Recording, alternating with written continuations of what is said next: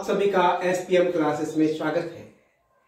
बताऊं, SPM classes basic गणित की क्लास है और फास्ट कैलकुलेशन सीखने की क्लास है। इस क्लास में कमजोर से कमजोर बच्चे भी गणित सीख सकते हैं।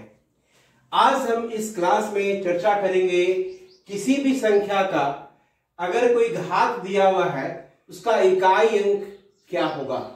किसी भी संख्या के किसी घात को दिया हो तो उसके परिणाम का इकाई अंक क्या होगा, यानी इकाई अंक की खोज करनी है। तो साथियों, कुछ बात ध्यान रखनी होगी। अगर किसी संख्या का इकाई अंक 0 हो, इकाई अंक 1 हो, इकाई अंक 5 हो और इकाई अंक 6 हो, तो किसी भी घात देने पर यह अपरिवर्तित रहता है।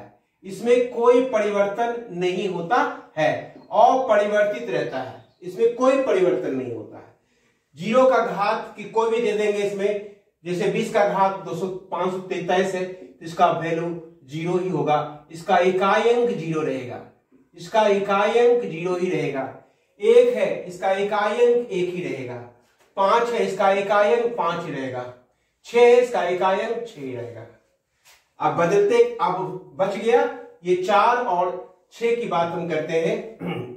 9 की बात करते हैं, जिसकी इकाई अंक 4 रहे या 9 रहे। 4 का पावर 1 होगा तो 4 हो गया, 4 के पावर 2 होगा तो 16 यानी 6 होगा। इसका एक इकाई अंक 6 होगा। यानी केवल 4 की पावर 3 अगर होता है तो फिर 4 होगा, 4 की पावर 4 होता है तो फिर 6 होगा। इसका मतलब यह हो गया कि 4 का पावर यदि विषम है तो इसका इकाई अंक 4 ही रहेगा, और 4 का पावर यदि सम है तो इसका इकाई अंक 6 होगा। उसी तरह से 9 में 9 का घात 1 करेंगे 9 होगा, 9 के घात 2 करेंगे तो इकाई अंक 81 यानी 1 हो जाएगा। फिर 9 के घात 3 करेंगे तो फिर 9 होगा, 9 के घात 4 करेंगे तो ये फिर 1 हो जाएगा। यानी कि इसमें भी हो गया 9 का घात अगर विषम है तो इसका इकाई अंक 9 होगा, और 9 का घात यदि सम है तो इसका इकाई अंक 1 होगा। तो ये 4 अंक यहां हो गया और 2 अंक यहां हो गया, तो 6 अंक की बात हो गई। बच गया क्या? 2, बच गया 3, बच गया 7 और बच गया 8। साथियों, 2 की पावर यदि 1 है तो ये 2 होता है, 2 की पावर यदि 2 है तो ये 4 होता है, 2 की पावर 3 है तो ये 8 होता है, 2 की पावर 4 है तो ये 16 होता है, 2 की पावर 5 है तो फिर वापस 2 आ जाता है। यानी कि ये 4 अंकों का रिपीटेशन इसमें होती है। 3 की पावर यदि 1 है तो ये इसका वैल्यू 3 होता है, 3 की पावर 2 है तो 9 होता है, 3 की पावर 3 है तो 27 यानी 7 होता है, 3 की पावर 4 है तो 7 के 21 1 होता है। यानी 3 की पावर 5 होगा तो फिर वापस 3 आ जाएगा। यानी इसमें भी 4 अंक का रिपीटेशन होगा, 3, 9, 7, 1। और यदि 7 की पावर 1 है तो इसका वैल्यू 7 होगा, 7 की पावर 2 है इसका वैल्यू 9 होगा, 7 के पावर 3 यदि है तो 9 से 63 3 हो जाएगा, 7 की पावर यदि 4 है तो 7 या 21 1 हो जाएगा। यानी ये 7, 9, 3, 1 का रिपीटेशन होगा। 8 की पावर 1 है तो 8 हो जाएगा, 8 की पावर 2 है तो 16 6 हो जाएगा, 8 की पावर 3 है तो 8 से 48 38 64 4 हो जाएगा, 8 की पावर 3 जाएगा तो 8 से 32 2 हो जाएगा, 8 की पावर 4 होगा तो 8 दूनी 16 6 हो जाएगा। यानी 8 4 2 6 का रिपीटेशन, यानी इसमें देख रहे हैं कि 4 अंक रिपीट कर रहा है। अब आगे इसको बनाने के लिए क्या करते हैं, तो जो भी घात देखते हैं, जैसे 2 की पावर 224 है, इसमें क्या करेंगे 4 से भाग करेंगे।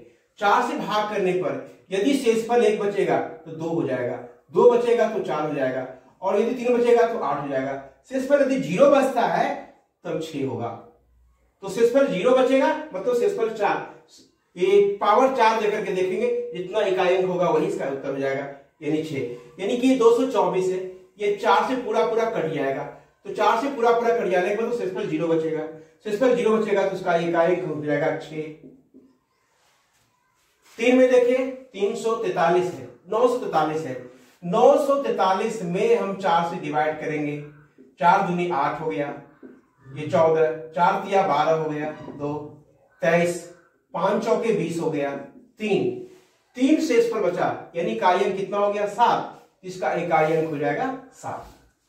अब 7 में देखेंगे ये कितना है 88 है, 4 से पूरा पूरा कट जाता है, पूरा पूरा कट जाएगा तो शेषफल 0 हो जाएगा, शेषफल 0 का मतलब 7 के घात 4 लेंगे, यानी इकाई अंक हो गया 1, इसका इकाई अंक आ जाएगा 1। 9 की पावर ये सम है, 9 की पावर सम रहने पर इसका वैल्यू 1 होता है, यानी इसका मान 1 हो जाएगा।